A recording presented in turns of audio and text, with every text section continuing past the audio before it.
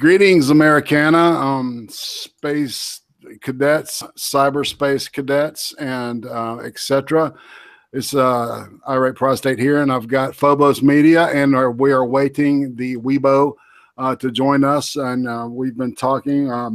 Wanted to talk about Catalonia, and among other things. We had been. We also were talking about some Marvel television stuff. That anyway. So introduce yourself and tell us about yourself, Mr. Phobos.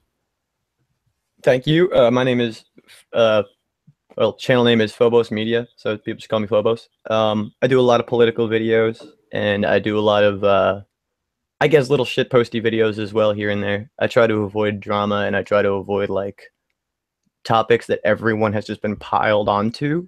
Yeah. But, yeah, so recently I've been talking a lot about, like you said, Catalonia. Been talking a bit about like YouTube and the demonetization and like things of that nature. I just made a video about Susan Wojcicki, or whatever her last name is, CEO of YouTube. I just generally, I like my videos to be funny, but there's usually a political nature there. Right. So Catalonia, okay. Catalonia, for people that don't know what it is,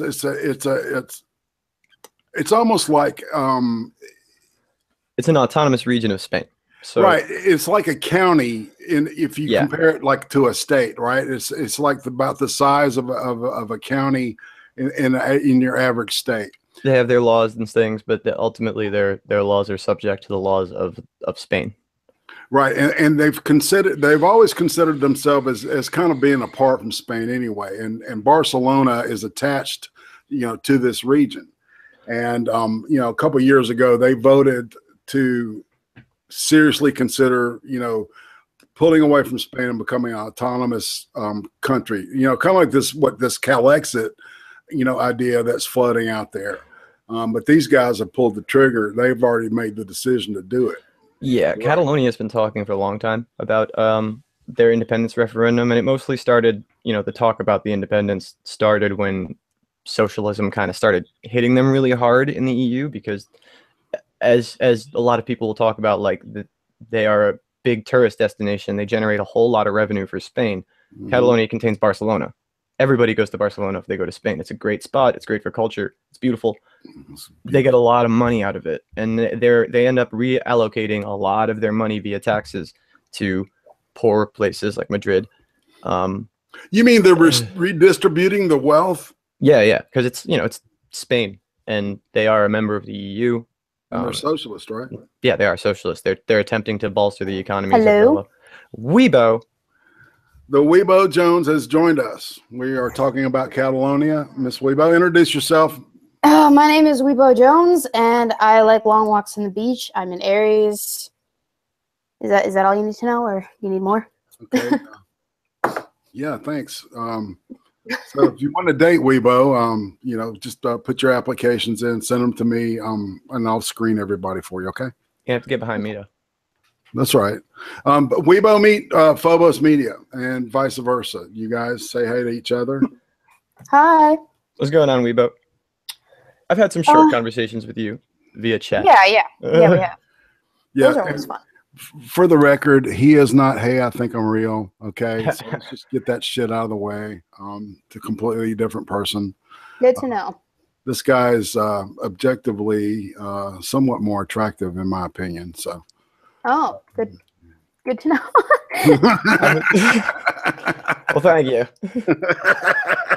I mean, I guarantee I will not receive any flack for that. No, none at all. I might get flagged. I don't know. What? No, you can't get flagged. Everyone loves Weebo. Yeah, man. No, Weebo can do no wrong, man. She has not hosed me yet, so she is in my book as the 100% good person, and aww. she gets the IRATE Prostate seal of awesomeness. So, oh, thank you. I'm stamping it now. All right, you've been stamped. I feel so special. Yes, you are. We are special, like Special Olympics special, aren't we? Like Twinkie Buzz special, right? That's right. Show bus. We on the show bus. All right, so we were talking about Catalonia. Are you familiar with this, Weebo? What's going on there? Catalonia? Yeah. Not particularly, no. Yeah, well, they're like telling Spain that they want to leave Spain, and Spain doesn't want that to happen because of due to their socialist, system. Catalonia is Barcelona's part of Catalonia, and a lot of the money that's generated is from Barcelona because it's such a it's a tourist attraction. Yeah, huge. Yeah, no, I remember now. I do recall knowing a few things about this. I just needed a refresher. Right, exactly. And so tomorrow they're gonna they're basically finish it up, Phobos. So tomorrow is the day that they set via referendum, which passed overwhelmingly. Via referendum, they set the date of tomorrow for the independence vote for Catalonia. So technically speaking, I mean, again, the Spain government has said from the beginning, we will not honor this referendum or this independence vote. But autonomy is, or rather self-determination, I think is the term that they use. That's like in the EU's clauses. So I guess there's really nothing that they could do if the vote actually happened. Right. So if you follow Julian Assange or anything like that on Twitter or any of the publications on WikiLeaks, he talks about it a lot. And he's been saying like every day there's been like a new thing that they've done to try to censor either the vote itself, or they've been confiscating physical ballots. They've been censoring the app that the government is now like promoting for them to use to vote, because it came to that. They're ultimately just trying to make sure that people don't know when it's going to happen, where it's going to happen, or how it's going to happen, or they don't physically have the ability to do it. And that's kind of like, I think that's fucked, if you ask me. Wow, that is just that's so intense. So yeah, so I'm sure they're going to try to put a squelch on the media. When the actual, because if they're going to try to prevent that from happening, they're going to probably there's probably going to be some police action going on. I mean, I don't want to think so, honestly, because Catalonia has been monumentally peaceful about this for years. There weren't riots or anything like they've been trying to do this by completely legal channels. And I mean, Catalonia came forward and fought for Spain during the Spanish Revolutionary War. They lost because fascism kind of won there. Francisco Franco was a dictator for a very long time. But as soon as he died in 1975, it only took them 3 years to become their own autonomous region in Spain again. Right. And see, and I remember even like watching I think, what is his name? Anthony Bourdain. His wife is Catalonian. And he did this whole thing about how they had considered, they considered themselves, and because of the way that they have, I want to say what their society is so eclectic, right? Yeah. That region is like, they've always considered themselves as kind of like a unique entity alone from Spain. Yeah, it's like, I want to say Bavaria. It's like Bavaria to Germany. Right. A lot of staples of German culture come from Bavaria, but they are not inherently German. They came from Bavaria. And right, they've got their own like cuisine. Right. I remember him talking about how that Catalonian food is different from Spanish food, and he went all this. Yeah, I wouldn't actually know. Like, I've never been there. The amount of times I've left New Jersey, I could count them on my hands. Like, I'm not exactly like super cultured.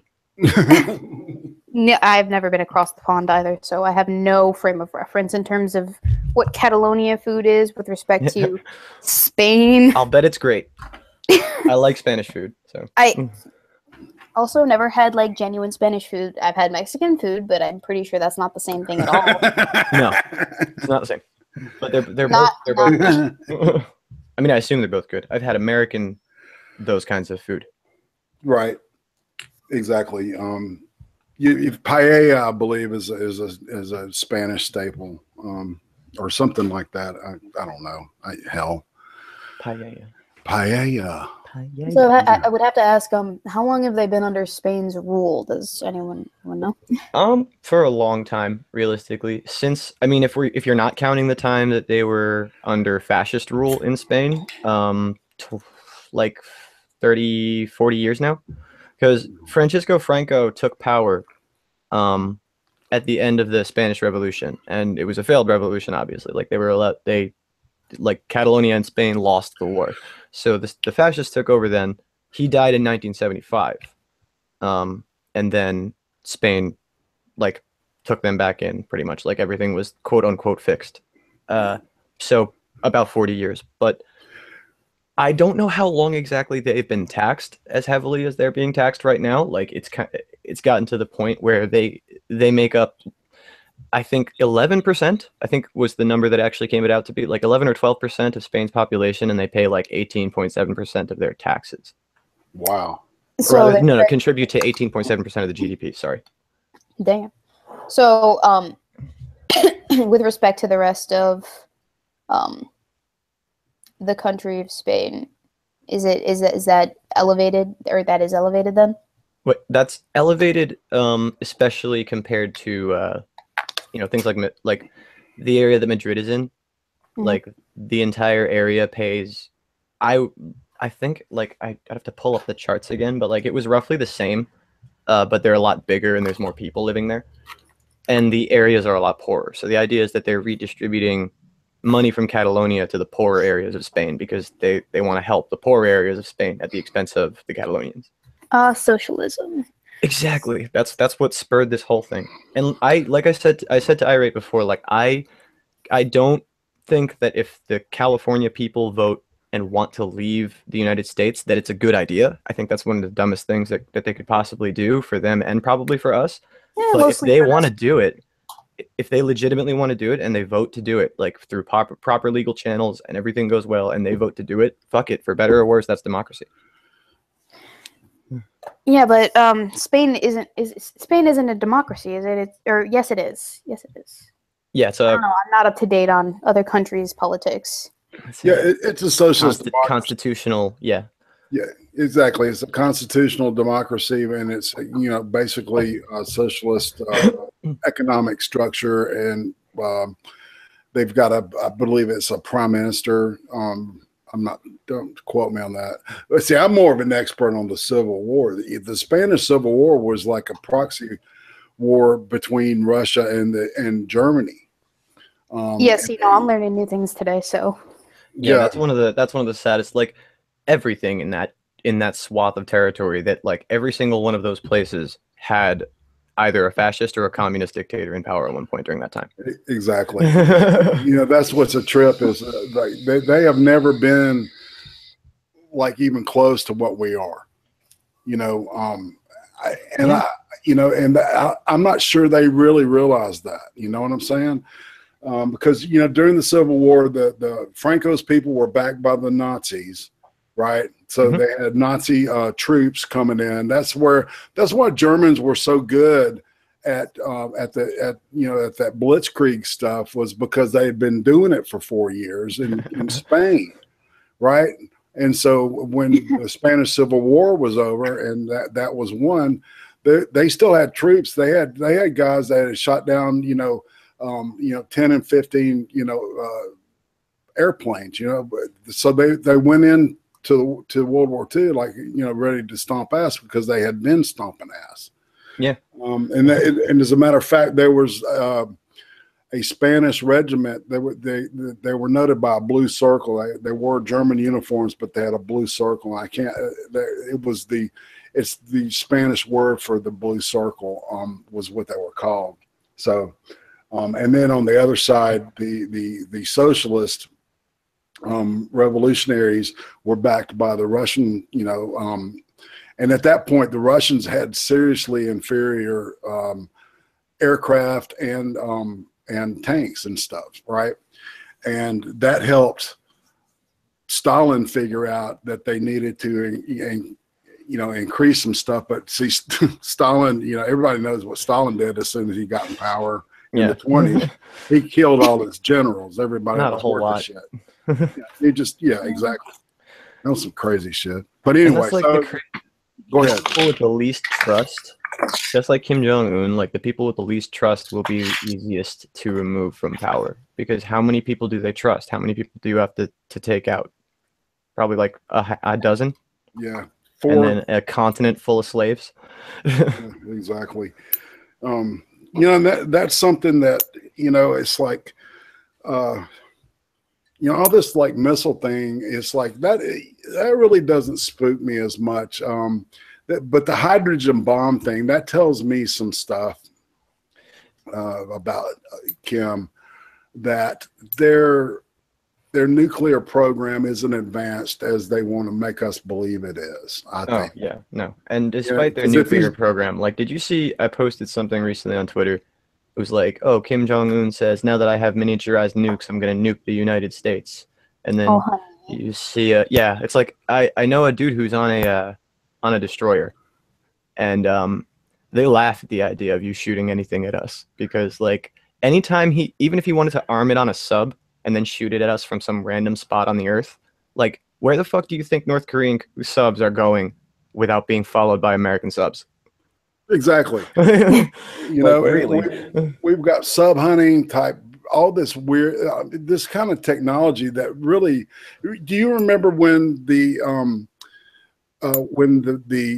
Desert Storm, right, started, and we people realized that we had like GPS. They were, you know, that they used the GPS stuff to figure out in sandstorm. I mean, I think I was like watching Power Rangers during most of the end of Desert Storm, but I've contextually, yeah. Yeah, but you know, it's always, you know, we find out, you know, all this nifty, you know, like incredible, you know, technology that our military has at its hand, you know, like years after they've been using it, you know, like the stealth, the first stealth bomber, which was the F-117. They called it the stealth fighter, but it was actually just a bomber. It wasn't a very good fighter at all. It was just made to, you know, go in and drop bombs, and, you know, with stealth. Anyway, stealth bomber. Yeah, exactly. But you know, but now, you know, of course, we think of the B-1, and then we've got the F-22s and stuff. But it's the stuff like, we've got drones now. We've got stealth drones. We've got stealth. I think we've got stealth capability in the water, like under the water too. See, that's the stuff that nobody knows about. You know, it's like I was reading this stuff on us. You know, these stealth helicopters that they're developing. You can't hear them. The biggest deal about helicopters is they're fucking just ridiculously loud. And you can hear that shit. You can feel it. Yeah, exactly. And now they're designing these almost like, you know, perfectly quiet helicopters, you know, and that's going to be crazy. Yeah, that's going to be crazy for a lot of reasons. I mean, I'm waiting for them to develop the whole light bending shit, like where they can coat like a helicopter or like a plane. Maybe it would work better with like a stealth bomber, the underside of a stealth bomber, with like some sort of refractive coating that, like, maybe instead of directing the light like around it, because that's super future tech shit, they could just like kind of refract the sky around it, so it kind of like it's meeting it. Yeah, I think we're getting close to that type of thing, because, you know, you just look on, man, it's all over YouTube. There's all of these neat, like, you know, neo warfare gadgets, you know, that are coming up. You know, DARPA specials and stuff. You know what DARPA is? Nope. That is the technical branch of the CIA, and their job is to just find that future weapon tech. You know, those are the guys that contracted Skunk Works to do the stealth bomber, Project Aurora. You ever heard of these mysterious projects and stuff? And these some of these people that think they're UFOs, you know, they turn out to be just their DARPA projects, man. That's all it is. I love that shit. I do too, man. So you and I get in this. Like sci-fi shit. I'm just and then there's the paranoia, you know, that comes with it. You know, you realize exactly, you know, what's been going on and who's listening to what and stuff, and it's like, this is for you. All right, Weebo. So you were talking about some stuff when I talked to you about doing this thing today. You had talked about, you wanted to talk about some knee Oh yeah, orders? yeah. Okay, so you know how the whole take a knee thing has been a thing Right. in the past week, and yeah, it's an exercise in free speech, and it's not about the soldiers apparently and disrespecting the soldiers. Well, I guess a few days ago or so, there was an incident at the Tomb of the Unknown Soldier. You guys know what that is, right? Absolutely. Okay. Phobos, you? I'm sorry, what was that? Do you know what the Tomb of the Unknown Soldier is? I think so. Okay, well, What's going on with it? so to briefly recap, the Tomb of the Unknown Soldier is the basically the tomb that, or well, it's a memorial that's meant to represent basically every U.S. service member who's ever died with their remains being unidentified. Yeah. In the line of duty, and so it's kind of one of those big deals for especially soldiers, and it represents a great deal. But what happened was there's a picture of a man from this week kneeling during taps, and taps is the trumpet song is like 59 seconds or so long, and it's what they play at memorials and funerals when a soldier dies. In instances like that, it's one of those like more important things. Like to me personally, it's more meaningful to hear taps than it is to say, I don't know, hear the Star Spangled Banner. Just that's because, Especially like at a memorial versus a football game, yeah. Yeah, exactly. It's to me Completely different and to thing. a lot of other people, it's a completely different thing. Like the Star Spangled Banner, all about patriotism, but taps is about our soldiers and the people that fight for us and provide our rights for us. So the guy is kneeling during one of the times that they play taps at the Tomb of the Unknown Soldier, and they do this. I don't know how many times a day, but they do it, I guess, frequently, at least once a day, just to honor the soldiers. It's kind of a memorial. It's a consistent thing, and the guy is kneeling, and to me, it's just like the most disrespectful thing that you could do. Like it's not about Tasteless. protesting. It's not about. It is tasteless. During taps at the Tomb of the Unknown Soldier, nothing else matters except for honoring those fallen men and women who have were died. of all colors. Exactly. And they died. Like this is about this is respect. Exactly. Which is what I had a big deal with, and I made a post on Twitter about it, and some wackadoo decided to come at me with a, but you don't know the context of why he's kneeling argument. And I'm like, it doesn't matter the context of why he's kneeling. He is kneeling during a 59-second song at the Tomb of the Unknown Soldier. No matter what the reason, he is being disrespectful. And then the person came back at me with a whole bunch of like hypotheticals of, oh, what if he dropped a contact, or what if he's just so emotionally like, what if he's just so emotional about it that he just drops to his knee? And I'm like, you need to chill. We're ascribing way too much meaning and in-depthness to a simple sign of disrespect. So if they're trying to find ways for it to have been something other than a deliberate sign of disrespect. And it's, realistically speaking, you could understand how a person in that situation just doesn't fucking get it and would be like, this is a good time to take a knee and make a statement. But to then say like, okay, you knelt during not just some patriotic song during the beginning of a fucking meaningless game. You knelt against protocol in protest of a song honoring every color of dead person in the United States military. Because you're right, like I love that memorial, because it's like, what else do you do for people whose bodies have never been recovered? You're supposed to stand there and memorialize it and put your hand over your heart, take your hat off, just live in that moment and give some respect to those fallen. Yeah, and it's like, if the guy is saying like, I did it as a protest, like, people need to just, like, it pisses me off that people would then like use the, well, what if it wasn't about that? What if you just dropped a contact lens? It's like, well, then I'm sure nobody would have a problem with it because it's completely understandable to do so. Like it's like what if we marched, like it was some dead black person's funeral who got shot by a cop. What if police officers decided to protest during that guy's funeral? Would that not be tasteless, classless, disrespectful? Yes, it would be very disrespectful. Right. Why do you think people hate the Westboro Baptists? Exactly. That was going to bring that up, man. It was like, it's the same thing. Exactly. And it is totally disrespectful. It's like, I tried to look and see how many times that Taps is played. I believe Taps is played every time that they have a changing of the guard, and I think that's like 4 times a day. Yeah, that makes sense, because they always have someone guarding that tomb.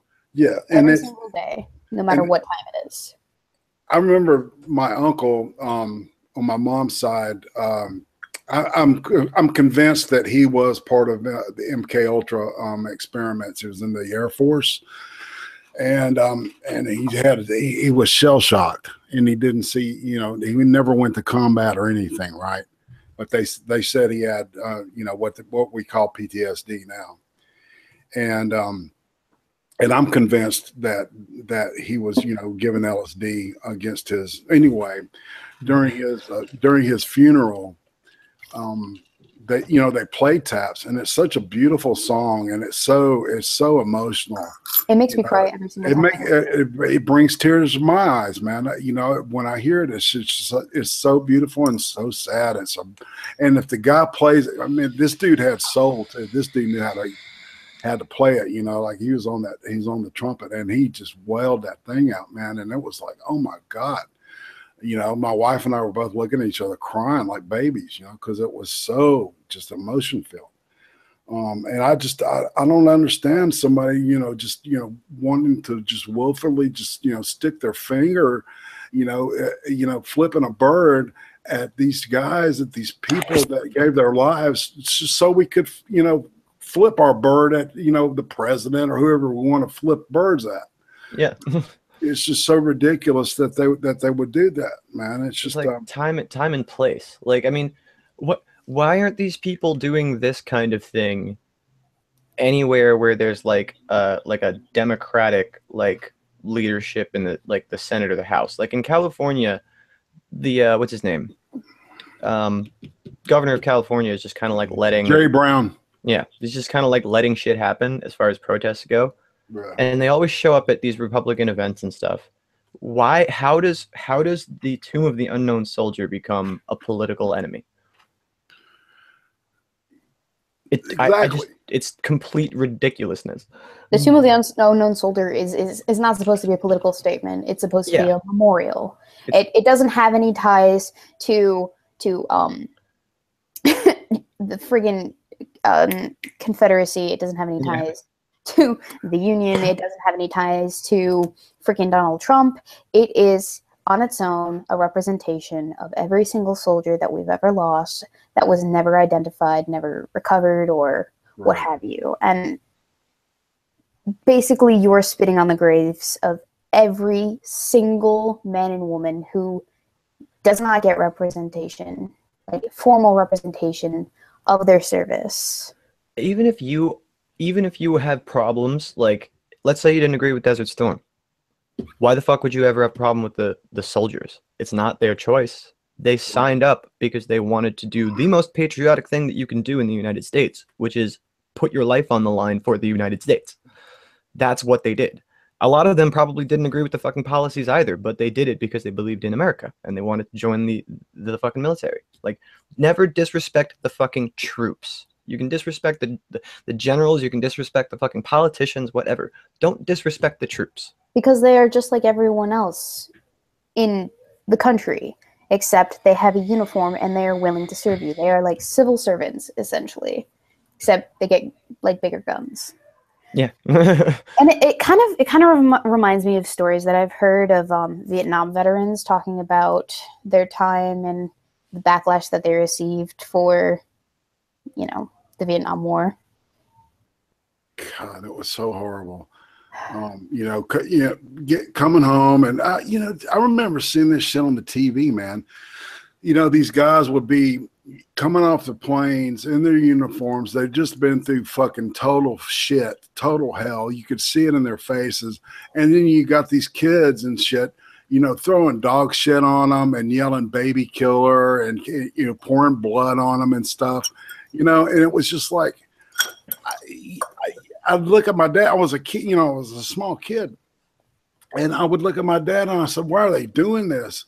And he said, son, he didn't have an answer for me. He couldn't tell me, I don't know why they would do something like this, and you can tell, all right, Weebo, the deal about this kneeling thing, it's for real because Snopes has it as unproven. All right. I just was looking up to see how many times the Taps has played, and Snopes is already trying to run interference for it. So it had happened. Oh yeah. Remember when Snopes was reliable? For about the year and a half, it was reliable. Before about a year and a half before the Clinton Foundation got to it. Exactly, man. And installed one of her best friends to run it. Some stupid shit, man. It's just like, so there's, as a matter of fact, on Facebook, they're trying to start something that's like the non-political version of Snopes. So you can check that out on Facebook. I can't remember the name of it, but just, look up, is it true? I said goodbye to Facebook a while ago. Yeah, me too, dude. No, thank you, Mr. Zuckerberg. Yeah. It just got to the point of where it was just so identity politics. I mean, I lost more friends during the you remember the debate, the Obama the Obama what was the Mormon dude, Romney? Yeah. Remember during their I would lose, like, during the debates, I would lose friends. I mean, I could just see my friend count going down. Oh yeah. Here's the thing. I voted for Obama, and like back then I used to vote for that kind of shit because, like, I don't know, I was like socially liberal. I was like, I think gays should be able to marry. I think that XYZ discrimination should probably not be a thing. And it was like, now that Trump has all but said, like, hey, it's been up to the Supreme Court. Nobody's going to overturn gay marriage or marriage equality. It's not going to happen. What do they have? What do they have now? So, like, that's why, like, to me, when I started saying, like, oh, I'm voting for Bernie Sanders because I like his policies better than Hillary Clinton's, and I don't like Hillary Clinton at all. And then that would be the reason why people would defriend me. And then after the election, when, like, Trump wins, I was going to be like, hey, guys, guess what? All this polling data is suggesting that Bernie would have won. And then I lost like 50 friends right there. Well, and the truth is that if Bernie had ran, he would have won, in my opinion, too. And I'm not saying I really like his policies. I don't like socialism, but, like, I don't like Hillary Clinton at all. And at the time, I think that Trump ran his campaign with the idea of giving everybody on the Republican side and some people who were disenfranchised liberals what they wanted or what they thought they wanted to hear, and then he starts being an independent as soon as he becomes president. Right. So, like, I'm now starting to see I could have fucking voted for him if he had told me this was what he was going to do with taxes. I could have voted for the motherfucker. I did not vote in the general, mainly because I was away at college, and they don't make the process for voting out of state very easy. Yeah. I voted primarily libertarian ever since I turned 18.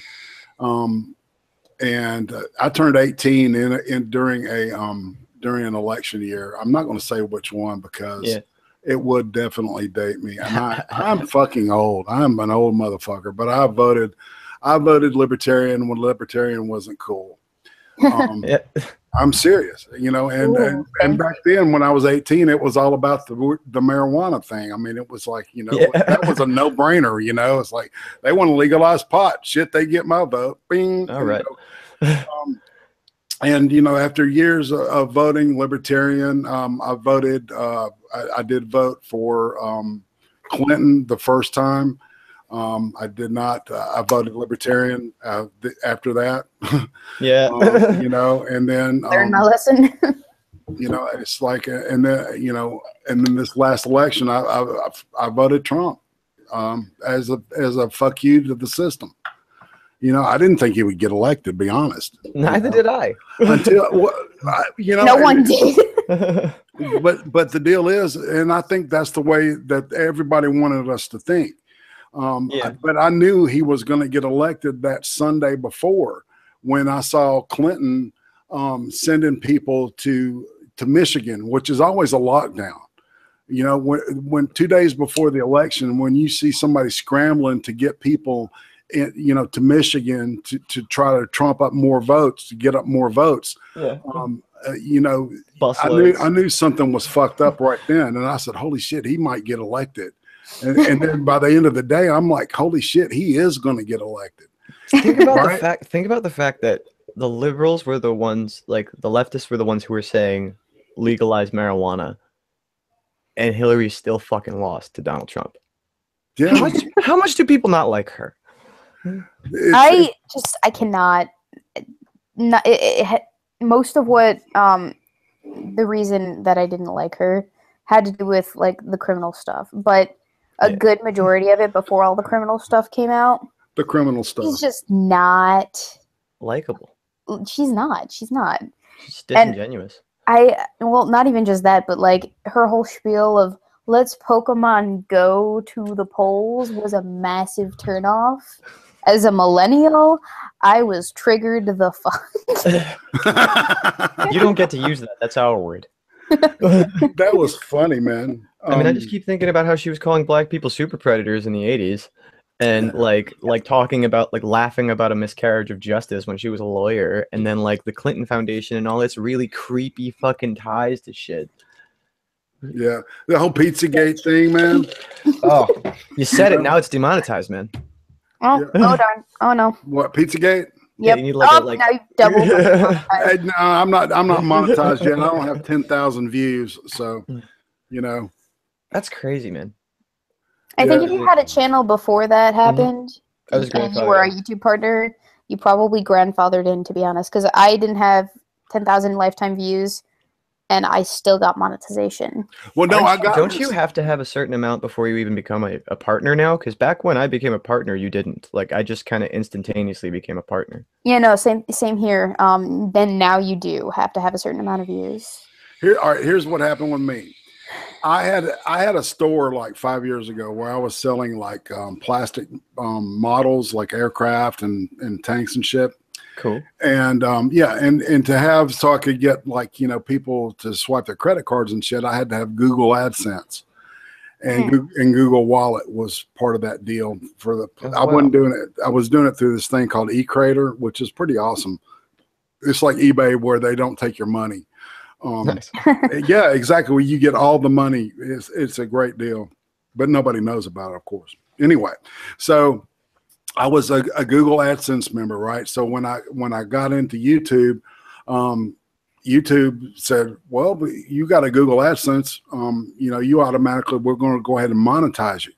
And I'm like, "Okay, you know, all right." And so I started doing it, and then last week they came back with me. All right, this is Wednesday, or 2 weeks ago. I tweeted, I bitched about it like all day on Twitter. You know, they told me, they said, "Well, you have to have at least 10,000 views before you can monetize anything." And I'm like, "What?" You know, anyway, so they said, "Yeah, so whatever." I said, "Fuck it." You know what, you know, I'm now one of the crowd, you know, one of the demonetized. I got most of my subscribers during the whole Pizzagate thing, actually, because I was following like Julian Assange and like what was going on when his dead man switch was dropped and shit, and like I did a bunch of clickbaity videos like Julian Assange is dead, is this interview fake news and shit. Like, that's how it's done. CGI, yeah. Like, I feel like after that, when I started making like more regular content, and then the adpocalypse happened, like I got one video to like 7,000 views for about Yvette Falarca, and then that video got demonetized, and everything from that point forward was like 80 views, and then that's it. Damn, dude. Yvette Falarca. Your advice helped a lot. Did it? I've been getting a lot more views without as many tags. Really? So no tags equals more views? Yeah. I only use like maybe 3 or 4 tags, like keywords from the title and stuff, and also use current affairs as well. Exactly. Yeah. And that's helped me with the streams, man. You know, but I heard Monkey and Irate Bear Alex were talking about it, right? And they were saying, you know, take out your name because, you know, if you think about it, the AI is looking for sees like you've got a bad video, and then it associates your name with the video, and therefore it's easier to look for your name and demonetize all that shit than it is to, you know, look for other keywords. So you take your name out and boom, you get more views. And so I figured the less I do, and it turned out to be, that's the deal. So take my name out of the tags then. Take your name out of the tags and use as least amount of tags as possible.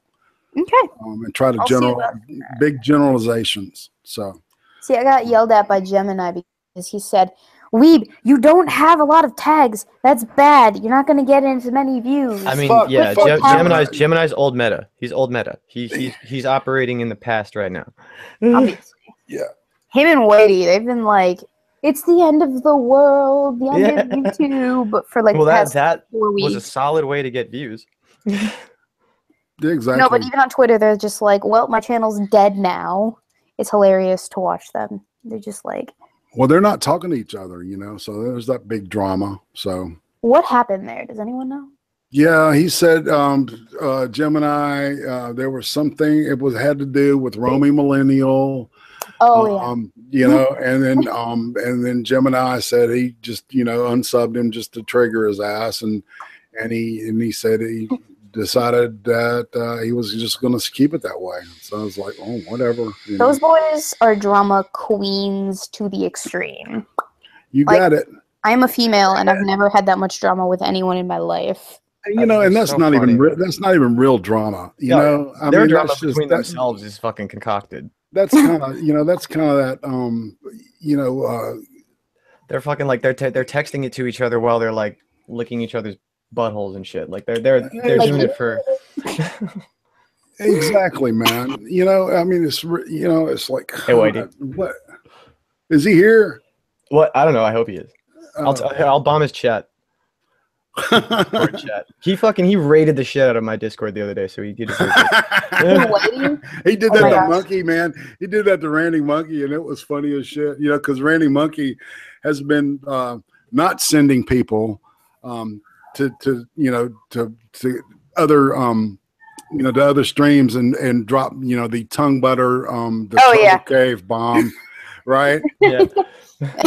He's definitely not been doing that. So, like, of course, he got pissed off when Whitey raided his server. Man, it was funny as shit.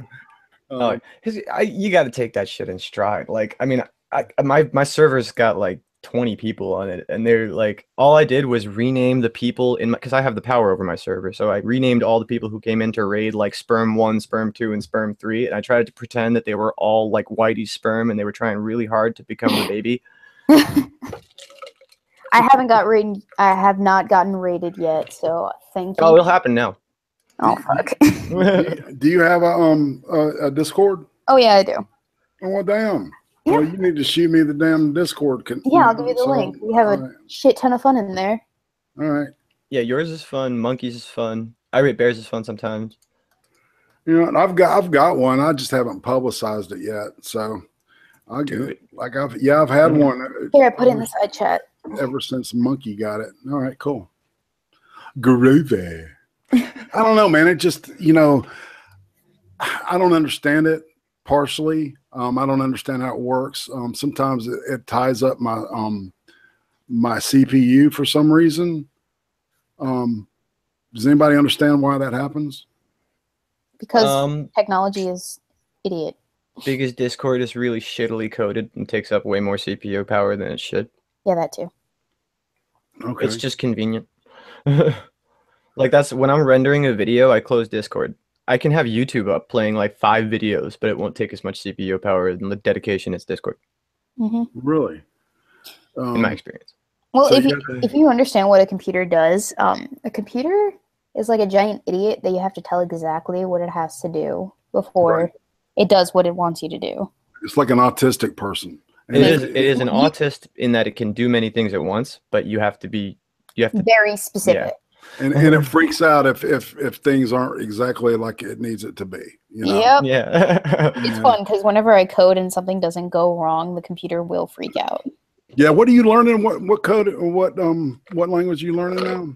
Right now we're learning C++, and well, actually, right now I'm in data structures, and we're using C++ as the mode of which we are learning how to, do data structures. And my teacher is not very, he's not as good at teaching code as my teacher previously was. Okay. So I'm a little bit discouraged, and I'm not doing as hot as I want to be. But does the person speak like really bad English? Is it like no? But I've had those situations in the past before. It's just that I think the guy is new, or well, at least he's newer, and he doesn't understand that, especially in the instances of like coding, you have to provide people with avenues in which to practice those codes that you're giving them in any way, and he doesn't do that. So we don't know how to practice the code and to get it like to the point where we know it enough that we do. Do you have any like YouTube teachers that you like?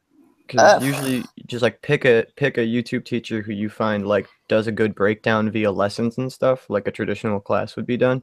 And then you can kind of use something like that to help you understand it better. But for coding, I imagine that would, like, I can do that kind of stuff with like calculus, but like for coding, I don't know.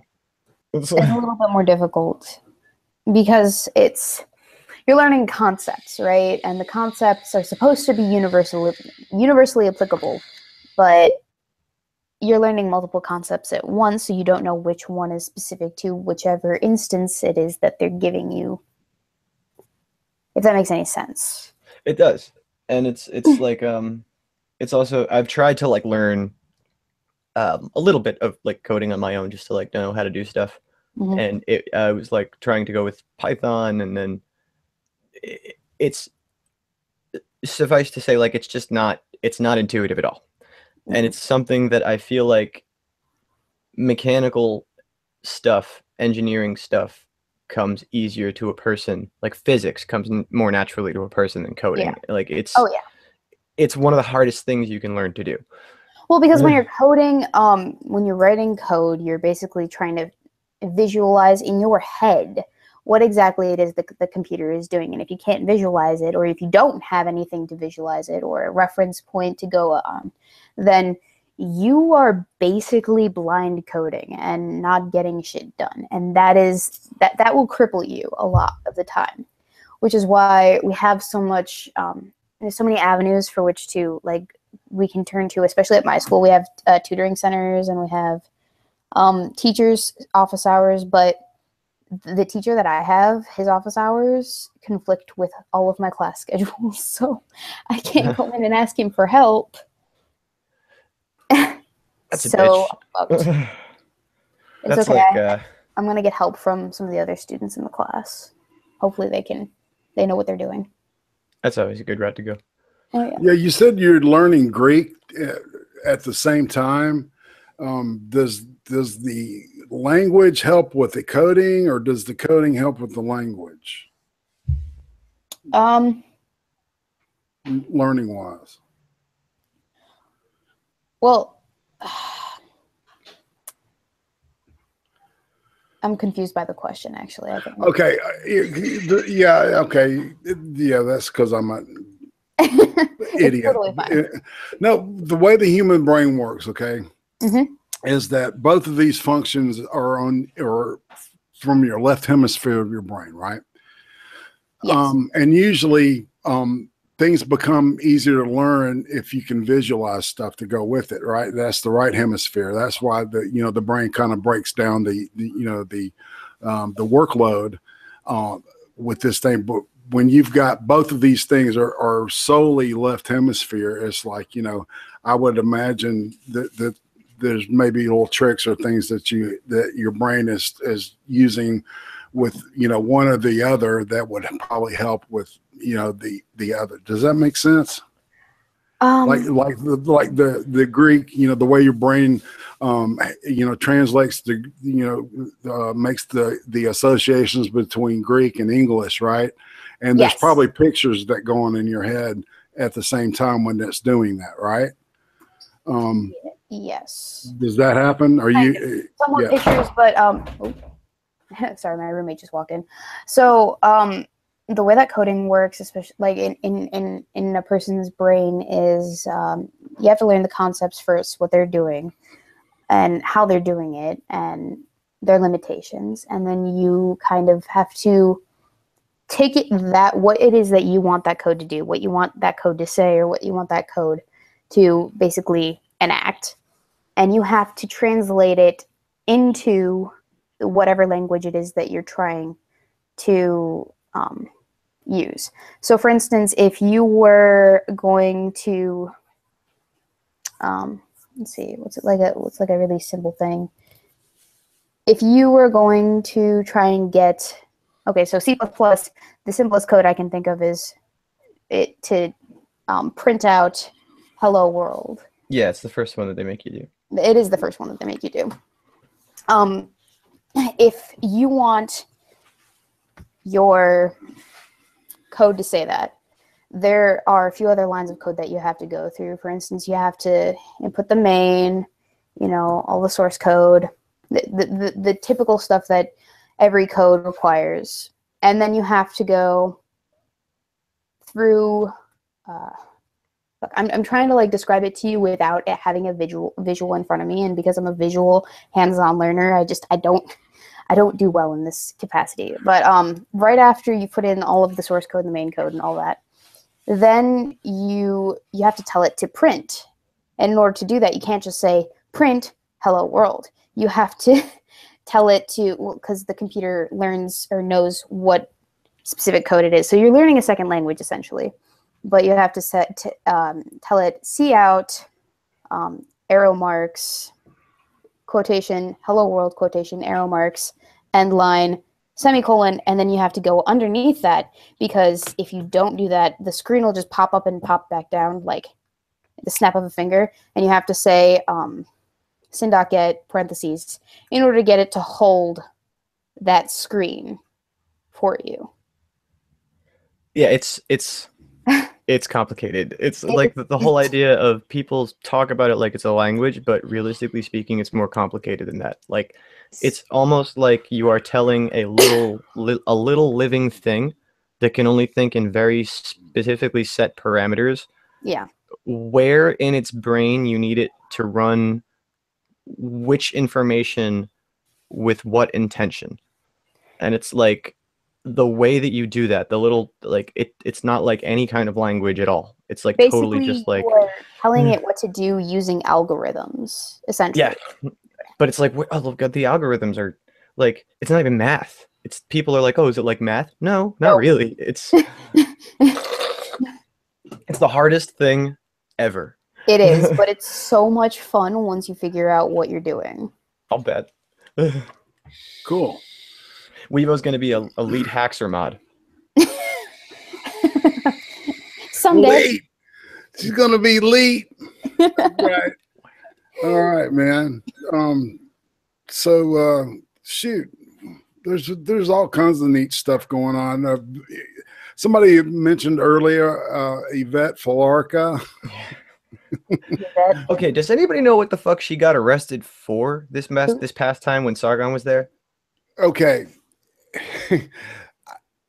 When she, all right, and I put this in the comments on Sargon's video. When I saw her in his first video that he put out like Tuesday, I said, isn't her being there like a violation of her probation or parole, whatever it is? She's not supposed to be participating at all in any of these. Exactly. Yeah. Right. Because she still has yet to stand trial for starting a riot. Right. And stabbing people at the other one. Wait, Yeah, question. Who is Yvette Falarca? Yvette Falarca or Yvonne Falarca, or I don't know. She's probably got another name that she's trying to go by she's now. got a third or fourth name. Yeah. She's A, certifiably fucking sociopathic, and B, she's like the face of BAMN, or by any means necessary. Yeah, I know who you're talking about. Yeah, tiny no, Asian lady. Yeah. The fuck off our streets, Yeah, you the piece of tiny shit. Get the fuck off our street. That guy. Or that chick. Gotcha. Okay, I know who you're talking about. I just needed like a reference. I was like, I know that name, but where from? She got arrested at Berkeley this like past week. While Sargon was there, and I think he got footage of it. And Irate Prostate is absolutely right. Like, why was she even there? She's on probation because she's literally hasn't even been. All right, check out. All right, here's All right, she got arrested along with 2 other people. All right, like on Wednesday, there was another thing that they were doing about Free Speech Week at Berkeley, right? And they had this thing, they called it an empathy tent. What? Right? So it was a safe place you could go when you felt triggered. I sent you guys a link, and I said, so basically, if you look at the link, it's a picture of her, and does that look like a person who is sane to you? No, no pictures of her. I mean, this bitch is nuts, man. Have you seen, like, you see her on Tucker and stuff, and it's her and Sansara Taylor are like the faces because they both look roughly the same, and they're like these short, mousy, conventionally attractive women with thick rimmed glasses and like very like boring everything else. Like there's She's nothing. That nerdy Asian girl. Yeah, but she's also like when she speaks, she's good at like commanding a crowd. Like you could tell she has no regard for what those people really want or think, but she knows exactly how to play to what they really want to think. Well, see, as soon as Sargon gets in an argument with that guy about socialism and the body count and stuff, she instantly knew that she had to diffuse that shit because he was going to lose, and so she started chanting, no KKK, no racist, yeah, right, what, and they walked away. They literally, they like exactly, they just marched away, starts chanting, no Trump, no KKK, and walked the fuck away. It was the most ridiculous, and I'm like, you guys just have on camera versus a person who's got how many subs now? 250,000. I need to see this footage. I have not been on YouTube in the past like 24 hours, so I think I missed a lot. Yeah, you sound like you've been doing a lot of school stuff. Oh my gosh. Sargon, you got to check Sargon every day because he's releasing, he's got a lot of stuff, man, and there's something getting released every day. But so, all right, so she gets arrested. She got in a fist fight with somebody from Antifa and some other dude who I can't remember who he represented, right? And then she's the representative of BAMN, right? So, and they all get in a three-way fist fight in the empathy tent, at this thing, man, which is so funny, if you think about it. So the cops break them up and they take them to jail, and then they realize that this is her second arrest. So now she's got like 3 or 4 felony arrests that she hasn't gone up before the judge for. And I think Sargon said it. Think about what happens if she goes to fucking jail. You know who's really, really popular in jail? Real Nazis. Oh. They do real well in jail. Well, and that's going to be interesting because her boyfriend, the guy that her sexually, like, I mean, their boyfriend and girlfriend is Bike Lock dude. Bike Lock. Your boyfriend's Bike Lock dude? Me. No, I'm not fucking. Match made in heaven. I swear to God, if you think about it, it makes perfect sense. It really does, because they're both teachers. This inbred little group fucking teacher, man. How she has not been fired yet? I don't understand it, man. Because I don't want. Minority. Do you want this child near your fucking children? No. I don't. I wouldn't want her to freaking groom my dog. Yeah. Just no. Well, like really? Any specific reason for that? well, I don't know, because she looks like the kind of crazy bitch who might have a bad day and like bunny snip off an boiler. ear. Yeah, no shit. Yep. She clearly doesn't care about other human lives. Like the whole thing, when she tells those lies about white nationalists stabbing people at her rally, those were her people stabbing white nationalists at her rally. They had fucking knives on the end of sticks. They had sharpened sticks into points, spears? and they had knives on the end of sticks, So and they were stabbing people with them. And the only reason that the cops can't peg it on her and her group, or rather on specific people in her group, is because they were wearing the black masks. The masks. They know it was her. They know it was her group. What I find interesting is that they haven't managed to kill anyone yet. And it's because they're so goddamn incompetent. Yeah, it's because they're all noodly. Which I know I recognize. Like, I could run through like 50 Antifa probably. Well, I think the whole idea was not to kill somebody, was to get one of their people killed. And yeah, well, that's what happened up in Charlottesville, North Carolina. So that was the whole point, to get one of their own killed? No, they kept pushing the narrative that, you know, that these people, that these fascists were there to kill somebody, and they kept putting up these false like hate crimes and stuff ever since Trump got elected, right? Yeah. And they kept going to these things and just egging people on, and my brain is like, well, one of these motherfuckers has got a gun, you know, and so, you know, and you know, right-wing people are well armed and they know how to use them. The fact that this spur of the moment Tiki Torch thing happened under Richard Spencer's direction, and at that exact same event, I'm talking like Richard Spencer's controlled opposition, and at his event, someone drives a car into a crowd full of people and kills someone, some legitimately schizophrenic human being who is dubiously on medication, drives his car into a bunch of people. During very weird circumstances. This just seems to me she died of a heart attack. Yeah. She didn't die because of the She did die of a heart attack. She died of a heart attack. Getting hit by a car probably didn't help. Yeah, like here's the thing. I'll never try to justify what he did, but I will definitely try to say that like he was not of sound mind, and he obviously had influencing factors in him. And just guess who is also there? Guess who started the whole thing? Richard Spencer, who has really no political history pre-2016. He literally has been raised into the face of public scrutiny as the biggest, most popular white nationalist in the United States. He came out of nowhere. I didn't even know who he was until the whole as you shouldn't have. He's a fucking prick. Like, no, but he's controlled opposition. Explain what you mean by that, because I don't think like he's a face that was relatively anonymous until he needed to be demonized. And whether or not he was on board with it, or whether he was just kind of a useful idiot, he became that demonizable face of white nationalism. That's what I was going to explain. Controlled opposition, because I don't think everybody here understands exactly what you mean by that. Controlled opposition, I mean, there can be a couple of different ways. You can have a willful idiot who's just exploited by the people on the other side in order to like prop him up as a pariah, as a demon. But there's people who can cooperatively work with the other side, as in like he's like a stealth globalist. Like I don't know if it's that really.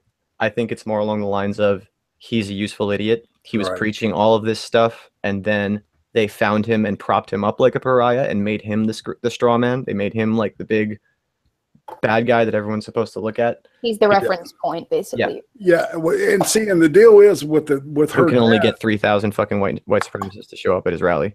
Probably 3,000 didn't even know that it was really a white nationalist rally. If you look at the tapes, all right, the car hits. The girl is behind a. All right, say, all right, if you draw like two cars, right, one in front of the other, all right, and the car that's on top is the one that gets hit by the car that the dude was driving. She is behind and to the left to the right of the second car.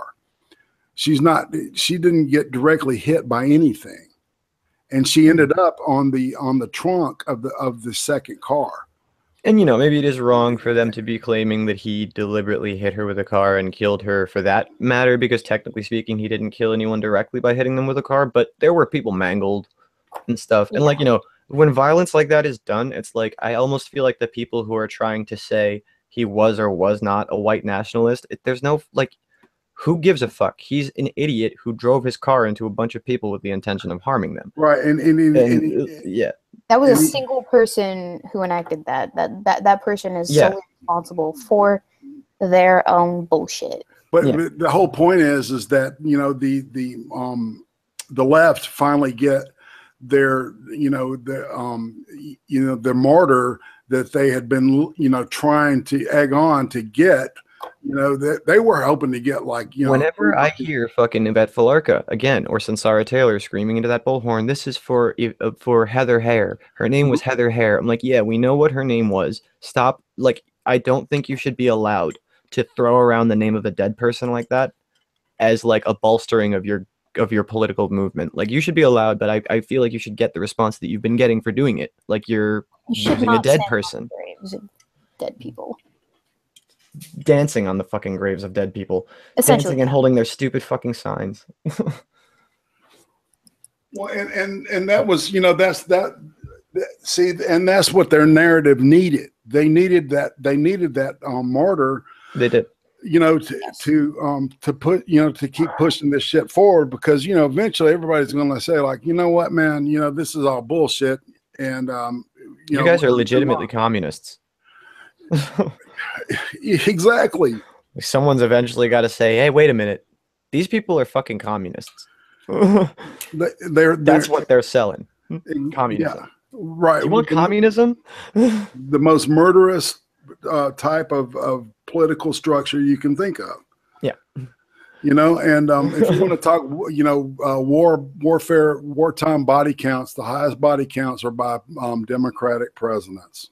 So, and you can look that up. The numbers are in the Wikipedia, and I think the government has records of it too. But the highest, because it bears repeating, Nazis were socialists. Yeah, they were, and I did a whole video thing on that. Or, well, there was like a whole segment of my last video on that. It was pretty badass. Yeah, yeah. People don't understand how, you know, how the military industrial complex was in a partnership with the government, and how that, you know, how that relationship worked. It was a very symbiotic thing, and people were saying, well, you know, that was free enterprise, and it wasn't. It wasn't at all. It was just you know, you're going to cooperate with our, you know, with the party, or you're not going to be in business. You know, we'll find somebody that will. And so people don't understand how, you know, full of shit, and, you know, Nazi Germany really was. They know it's full of shit, but, you know, they don't understand how all that worked. Yeah, that's, to me, I just get this, like, you see all these countries around the world, like, you know, this ties into Catalonia too, but, like, you see, like, Venezuela is doing badly, and we adopted the whole travel ban to include them, but only certain members of political parties who may be trying to flee retribution. And we also, looking at Catalonia, you have socialism, like, pretty much making a sacrifice out of one part of the economy in order to bolster the economy of someone else, and it's not working. And all these, socialism is just not working anywhere. It's not working fucking anywhere in the world right now. And people just, like, people hold up what, Sweden, or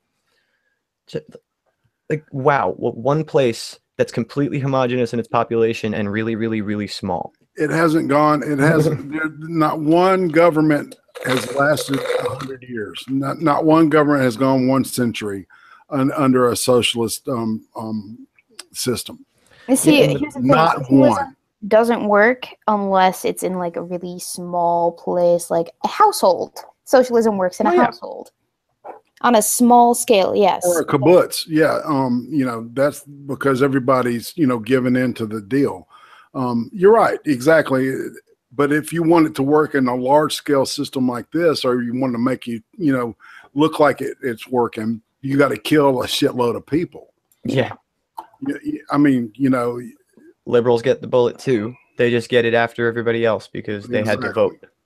Exactly. They had to hold signs and yell. Yeah, man, that just it amazes me how these people they don't, and now they're starting to manipulate the history. That's what's starting to bother me. Weebo, tell us what campus is like right now. What campus is like right now? Actually, aside from when we have little days dedicated to indoctrination, it's pretty chill. Unless there's like something super serious going on in the world, like, for instance, another black person gets shot by cops and nothing's going to get done. Yeah, then we'll have protests on campus, sure. But or actually last year when President Trump got elected, we had to a few of my professors kind of like, they were like, okay, if you need a day off, take the day, it's fine. Or when we did get to class, they would basically take the entire class period and just, we would have a conversation about how we felt, and I would just sit there and I'd just be like, I'm not paying 56 grand a year to sit here and talk about our fucking feelings. and talk about feelings. No, I want to learn shit. Like I'm paying you a fuck ton of money for a good education. Yeah. Not to talk It's about like, feelings and shit. maybe you should have fucking voted. Here's the deal. I'm going to admit this. Irate prostate. Maybe you might think differently of me, but I got really scared when I walked into the ballot box, and I just kind of reflexively voted for Hillary Clinton. I was going to vote for Bernie Sanders. I was going to write in Bernie Sanders, or I was going to just not vote. But I was like, no, I have to vote. And I had been buying into whatever the fuck people were saying. So I was like, okay, fuck it. I'll vote for Hillary Clinton just in case. And now that the results are over, I'm like, fuck it. I should have voted my conscience. I should have written in Bernie Sanders. And it's I hear you, man. Well, yeah. They didn't give you, man, look, the DNC didn't give you that option. The DNC, you know, and Debbie Wasserman Schultz, man, they ensured. I had to register as a Democrat just so I could vote for Bernie Sanders in the primary. I was an independent. And I That's crazy. Democrat to vote for Bernie Sanders in the primary. And then when he lost, I was like, well, fuck, what do I do? They're like, well, don't re-register as an independent, please. To be honest, I think that Bernie should have ran on an independent platform. He actually might have won that way. He could have. But I feel like the problem there, it would have been that, like, he would have gotten, like, obviously a bigger percentage of the vote than either Gary Johnson or the lady did. Yeah, Jill Stein. Yeah. Jill Stein. But, like, I feel like if he weren't getting the support of the Democratic Party, he wouldn't have gotten, because we've seen how good they are at manipulating the people who vote for them. Like, they're extremely fucking good at it. They're really, really, really good at making you feel bad for not voting for X, Y, or Z. And I think that they propped up Bernie because they thought that the switch would just be seamless. And it wasn't. No. Because that was a detestable candidate that they had. And the reason that we were all so stoked about Bernie was 90%. He wasn't Hillary. He wasn't Hillary, exactly. Like, even if he had gotten elected and the DNC hadn't fucked themselves over and Bernie was the president, we still would have had, most likely we still would have had probably a Republican Congress, right? So even if we had a socialist president, we would have had that Republican Congress in place to kind of check and balance him. I was the only person. I'm one of those people who, like, when I was using Facebook, like 3 years ago, when I still reliably used it, I was the person who was, like, the only person in my age bracket posting, hey guys, let's get out there and vote in the midterms. You know, it's really important. And nobody cared. Not a single fucking person cared. And then when these big elections happen, people, like, they'll talk to me about, like, oh, well, what did you do, Bernie supporter? It's like, I voted in every fucking election I was capable of voting in since I turned 18. How about you? Fuck off.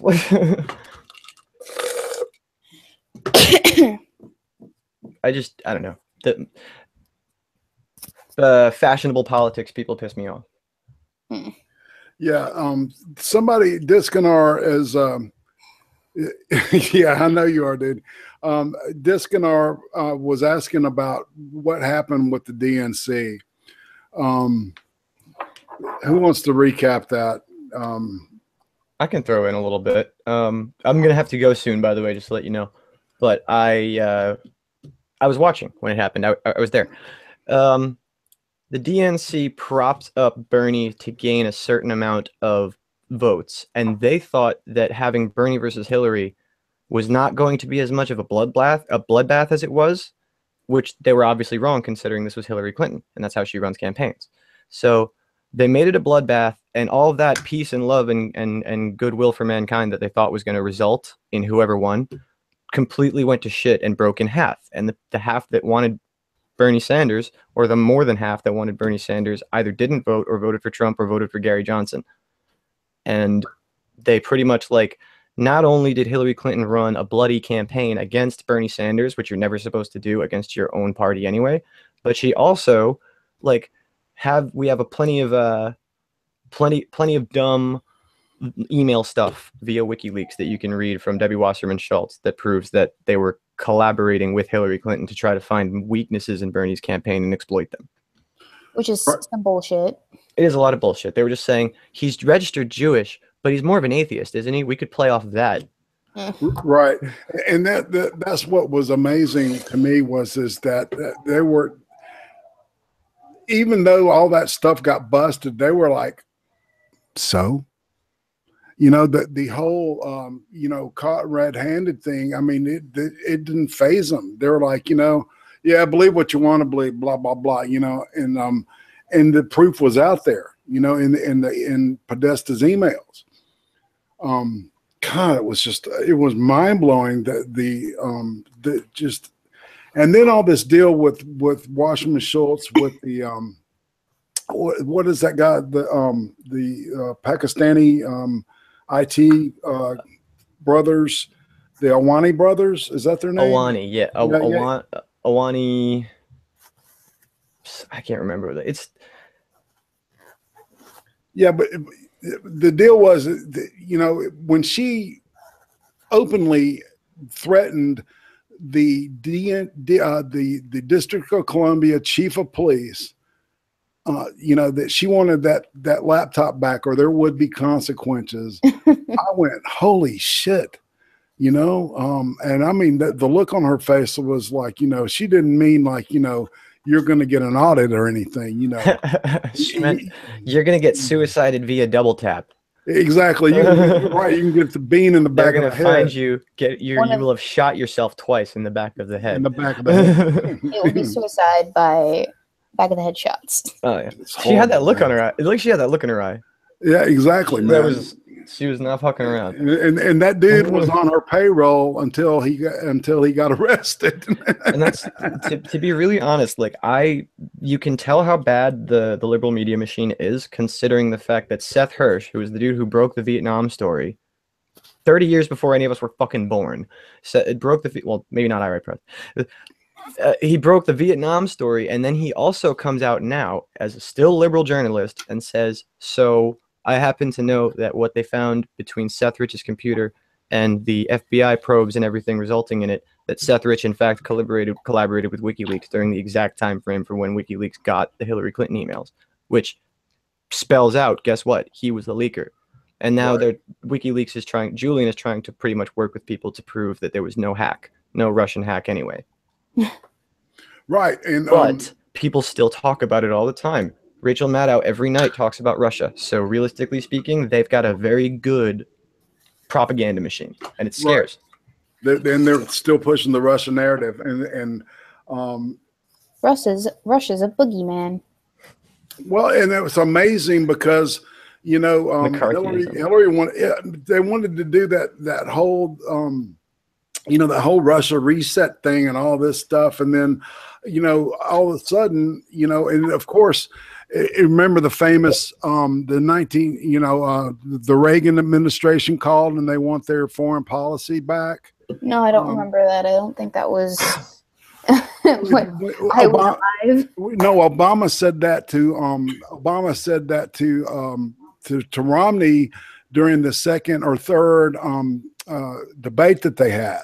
Dude, I was really young. Romney, this is like 2 elections ago. So it Yeah, was I know. like 8 years ago, I guess, or 10, I don't know, 9 or 10 years, 9 years ago, I was right? 11. Right. So he goes, Obama, he goes, the most dangerous country, to the United States right now, this is Romney, is Russia. And Obama looks at him and says, the 1980s called and they want their foreign policy back. Yeah. And everybody laughed and shit. That was like, some prime humor and funny and stuff, right? Although, there was a funny thing that happened when he was still the president, when Obama was still the president. He was holding a press conference, and some fucking crazy dude in the background starts shouting, "Tell us about your plans for nuclear war with Russia." And he's like, "Wait, what's that guy saying?" And they put him on, like, they give the guy a microphone, and he says it. And Obama just makes this, like, "Are you fucking, like, what?" kind of face. And it's like, all of a sudden, the strategy shifts to Russia. yeah, right. Russia's the great Satan, and it's like, what the? It just, Like, I'm not saying Putin's a likable guy. He's not. He's a fucking cockhead. He's a dictator, man. I mean, shit. At the same time, he's not Kim Jong-un. No shit. Who's that? Exactly. Weebo? I said there's that. Yeah. there's that, yes. But apparently, like, go on Twitter. There are people, the big name people, like the blue checks, have started to stray away from trying to prop up Kim Jong-un because he insults Trump. But the people who follow them are still like, "Oh my God, North Korean dictator has more sense than Donald Trump. Go Kim Jong." Like, bullshit. When you say blue check, you're talking about the Verified people. The verified people That'll on never happen to me. Twitter and YouTube. I'm too awesome for a blue check mark. Damn straight. Yeah. Well, are those just on Twitter, or are they on YouTube too? What there's a special thing on I YouTube. think they're on Twitter, and they're also on VidMe. There's a verified thing. Yeah, I know about that. There's a like, check. There's a verified thing for YouTube too, but it's a lot less of a big deal. Yeah. I didn't even know that. Yeah. If you ever see a big YouTuber in their in a super chat or whatever, they'll usually have like a check mark next to their name to verify that they are the legit. Right. Like some black guy. Yeah, true. I think I've seen he's got one, and Hunter Avalon. Those are the only two I've ever seen. Yeah, same. I don't know how on earth Hunter has one. Right? It's because he's so pretty, man. I mean, come on. He is pretty. He is a boy girl. He is too pretty. Yeah, but he's I like the kid. He's got some. He's got moxie. Yeah, he's funny. Yeah. He's got balls. Oh yeah. All right. Just say that, Weebo. Give us how you really feel. He's got balls. Balls. Got balls. So, all right. So we're looking at the last 5-7 minutes of this deal. Yeah. Looking at some football tonight. University of Alabama is playing Ole Miss, and I believe we're going to beat the shit out of them. It's not going to be pretty. Auburn plays Mississippi State, and that's going to be a more contested game. So my wife's a big Auburn fan. We're in a mixed marriage. In Alabama, it's not like, Democrat or Republican or, white or black. It's Auburn or Alabama. So that's the way it is in this. Well, I think that is woke af that you guys can put such a harsh rivalry aside. Oh yeah, man. People have gotten divorced over football, man. I believe you. Especially in the South, man. It's a different level, man. It's a different level. I always liked playing sports. Like in high school, I played some football, but then by the time I was a senior, I was done with team sports. So I started like just fencing and started trying to learn martial arts and stuff. Yeah, I fenced a little bit. Fencing is fun, and it's you have a what's up? I did martial arts, but we never had a fencing team. I think it's something not every school has, and ours, like, we didn't really have enough kids that were like rich to have like a huge team or anything like that, and like it was not like super expensive when I did it, but I feel like once I graduated, like our school got kind of like crazy and they went all blue ribbon and they probably like go to the USA like open and shit like that. Oh. So it probably became more expensive and more like ritzy and shit. But when we were just a bunch of fucking rejects when I was on the fencing team.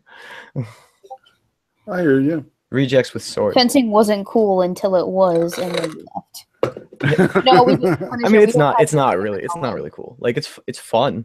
It's not really cool though. Like, you know what would be cool if you like mixed fencing with like kendo or wushu or something, so that you could have like radial movement and you could hit anybody anywhere and stuff, because the rules of fencing are too constricting for it to be a real martial art. Yeah, it's like you're right. It's like a front, back, and it's like two fronts. You have to move in one direction. It's two-dimensional. And if you back up, you lose priority.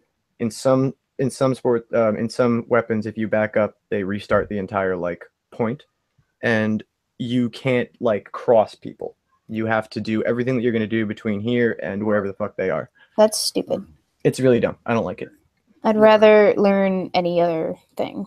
So what martial arts did you learn, Weebo? Tell me about that. Hapkido, and I'm a black belt in Taekwondo. Taekwondo's the best. Taekwondo? Yeah. Actually, I'm like internationally recognized by the What is Hapkido? Tell me that. So cool. It's like the more deadly version of Taekwondo. It's a lot more physical. It's kind of like Taekwondo, but the wrestling version. Okay, so you can choke out and put arm bars and shit? They taught us how to break people's necks, so yes. Yeah, that's a really great combo, honestly. Like, oh, yeah. I know a little bit of jiu-jitsu. We both kick your ass, man. Oh, yeah. No, I definitely agree. Weebo and NBA can probably kick my ass. Weebo Jones, the living weapon. Because like I was one of a good friend of mine who he moved out of state, but I've never been in like a formal like lessons or anything like that. But one of my friends was a like black belt, and he was an instructor, and he had a crazy girlfriend who was like a fucking gold rope capoeira and like black belt Muay Thai and shit. Yeah, she was like crazy and all those kind of things. So I got like a very unique private lesson session from these guys. Like I just whatever they wanted to teach me was like they wanted to build me into a mixed martial artist. They wanted to like build my foundations and then like solidify those foundations by like they're like, okay, then see through Taekwondo, because the kicks and everything in Taekwondo are perfect. They're incredible. The boxing needs work, and that's where things like Wing Chun and Muay Thai can come in as well, because you can use your elbows for Muay Thai. Use like the close quarters for Wing Chun is fun. So I got a lot of cool foundational stuff from them just because they knew it. And my Taekwondo master had me sparring when I was an orange belt, so I was up against a few black belts, and he's just like, "Yeah, sure, Weebs, just go up there." And it was his daughter who's the black belt that I was supposed to be facing, and he's just like, "Go up there, face my kid, and see how you fare." So that's how I got my start in the whole sparring thing. And it is a lot of just feet stuff. And there are actually a lot of restrictions when it comes to sparring in the Taekwondo, especially professionally, because they taught us how to do it professionally, because they do competitions at my old dojo. So we did it professionally, and there were a lot of rules, and not necessarily something that I would like to do on the international level, but it was fun to learn how to kick people. Definitely. Oh yeah. Yeah, like most of the people that I knew from any martial arts background would always swear by, I mean, either karate or Taekwondo, but like most people would tell you like, yeah, just go with Taekwondo. Like Taekwondo teaches you all of the kicks that karate teaches you, but with better, like more modernized, like not just form, but like with the way that you can use it in real life. It translates very well, and so does Hapkido. Actually, Hapkido, originally it was. I don't know anything about Hapkido.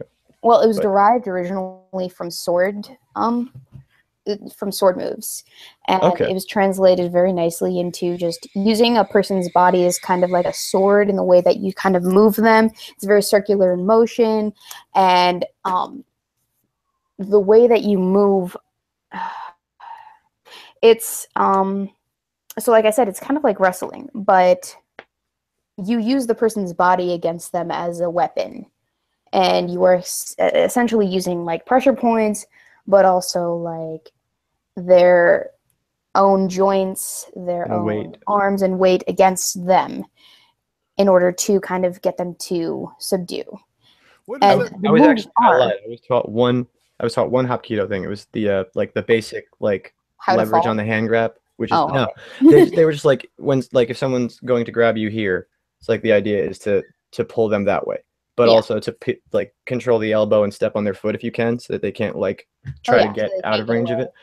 But Yeah. yeah, that's like one of like a billion just horrible things you can do to somebody with that martial art.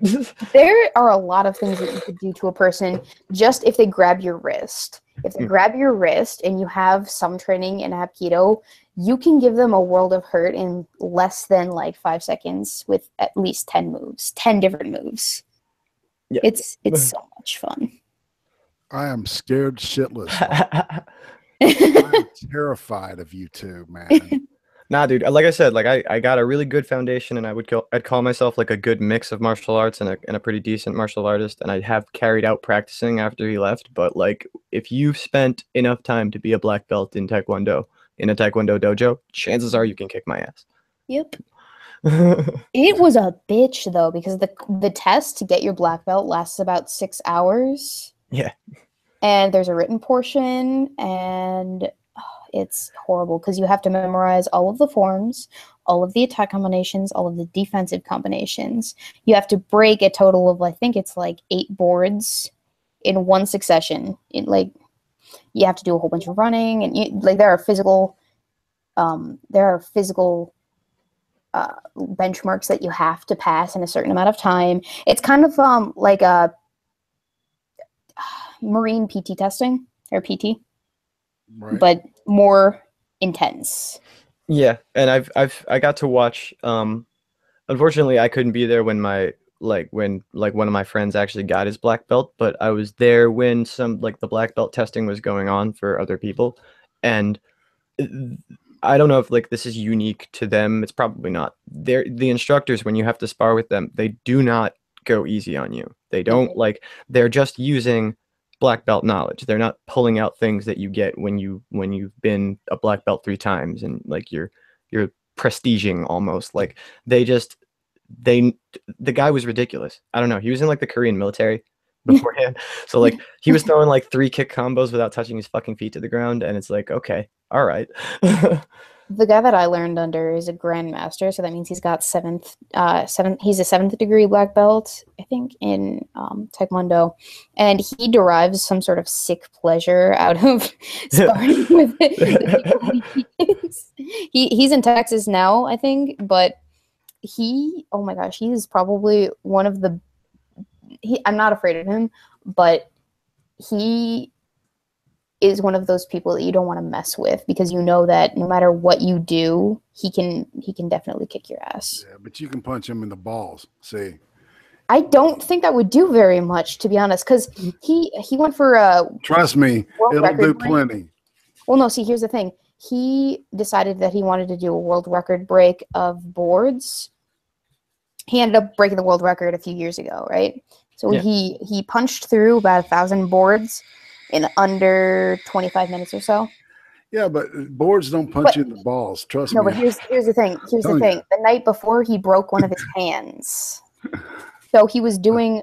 He did that with a broken hand. He did that with a broken hand. Yeah, that level of pain ignorance. I feel like He- you might be able to ignore getting kicked in the balls. It is still, it's a difficult thing. Yeah, but the way he trained, though, he trained by punching solid concrete for months prior to that. He broke at least 8 of our sandbags. Jesus. So people who have that level of martial arts experience could probably also have learned things like iron groin, which is like you can induce a hernia. You know, it sounds stupid, dude, but like you can literally pull your nuts up into your pelvic girdle like a hernia. Yep. Yeah. So that when they kick you, they're just kicking pelvic girdle. Yep.